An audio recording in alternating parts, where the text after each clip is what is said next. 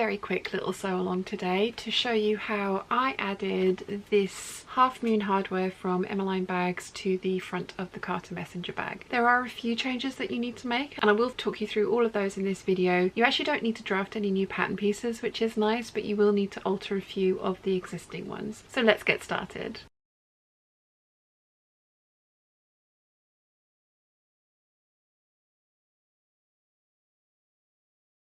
I cut out the closure straps the same measurement that the pattern recommends, but the hardware that I'm using is 1.5 inches wide, which is a 1/2 inch wider than the finished measurement of this if we sewed it normally. So I have folded under the edges by 1/4 inch, and I did that by drawing a line 1/2 inch in from each raw edge, and then if you fold the raw edge in to meet that line and top stitch that down, you're top stitching at 1/4 inch.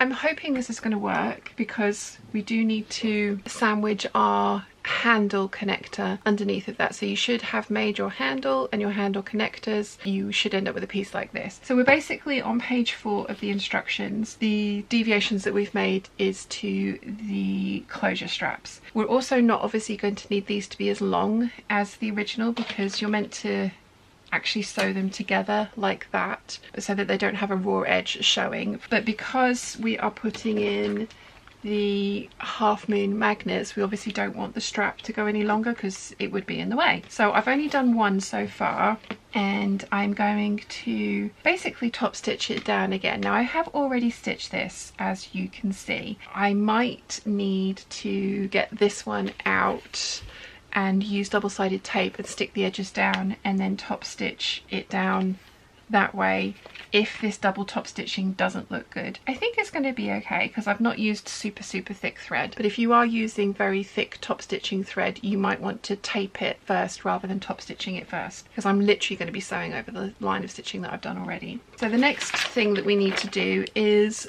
put in the new position for our closure strap. So this is the pattern piece here. The original closure strap is 1 inch wide, and there's the position for that, and then you've got the flap for the magnet here. The new closure strap is 1.5 inches wide, which ties in with the decorative straps on the body of the bag. So I've drawn a line from each side of the magnetic tab placement up, and that's made it to be 1.5 inches wide instead of 1 inch wide, and it lines up perfectly with the decorative piece that goes onto the front of the bag. So the next thing that we need to do is attach it to the flap whilst making sure that the handle is getting put into the right place. So the handle doesn't change at all. You want to measure 2.5 inches down from the top edge, which I have just made a little mark with my pencil, and I've wonder clipped this in here. I'm also going to stitch this side on first to see how I like the look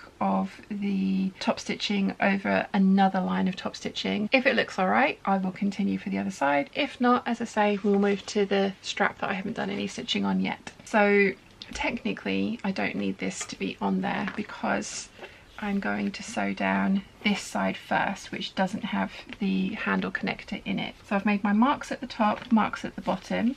I'm going to place this on and top stitch along this outer edge the whole way, and I'm going to back stitch at the beginning and the end because there is still seam allowance included in this, so the back stitching won't be seen. That should make then sewing this part with the handle connector in it easier. So I'm going to get that done and see how it looks.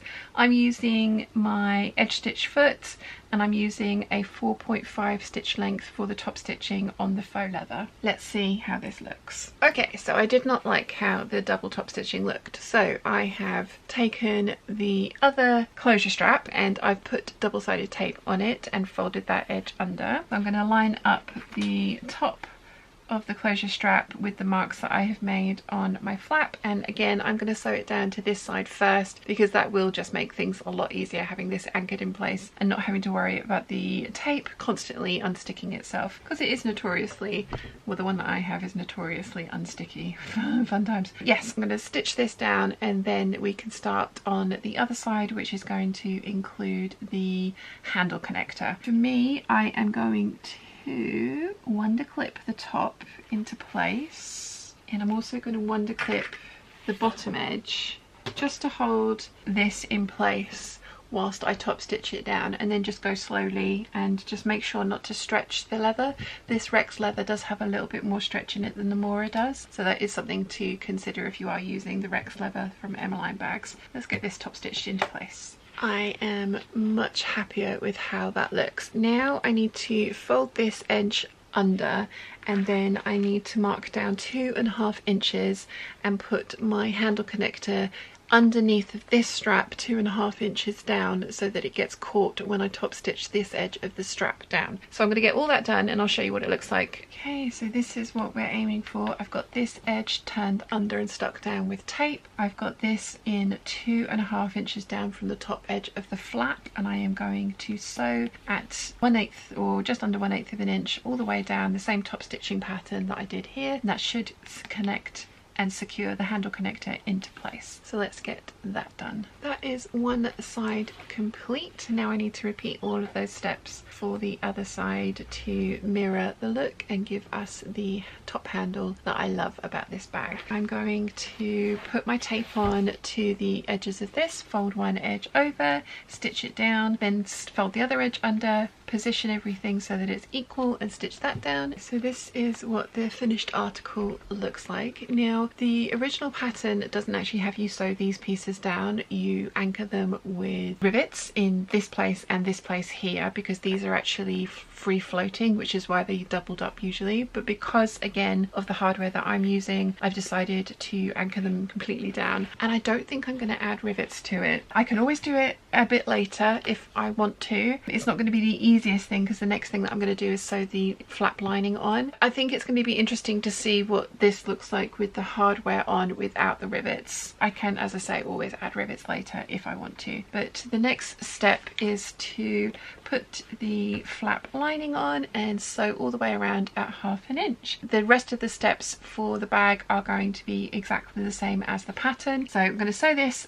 pin this together or clip this together, sew this at 1/2 inch, clip the corners, turn it through and top stitch.